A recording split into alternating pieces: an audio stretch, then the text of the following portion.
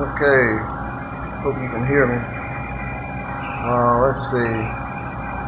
We're working on today. See if I can turn the camera around. Working on a freezer, tabletop freezer, and we're changing the heat exchanger, and we're changing the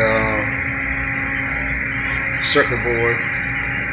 The symptom is the freezer will run 2 weeks, shut down. You restart the freezer, and it doesn't want to start the second stage. So there's a heat exchanger that controls that.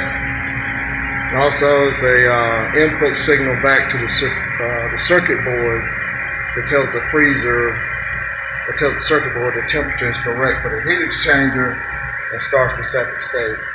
First stage is running, but for some reason it doesn't sense the temperature all the time. So this thing will run for about 2 weeks to make -80, and then you'll have an issue. So that's what I'm working on, and we'll get everything done. But basically, take the top back off to get to it. So we're gonna have to find a way to pull that sensor out and get a piece of wire or something, so we can pull. Either pull out or pull in. I don't know which way to do it right now. So take care. Talk to you later. Bye.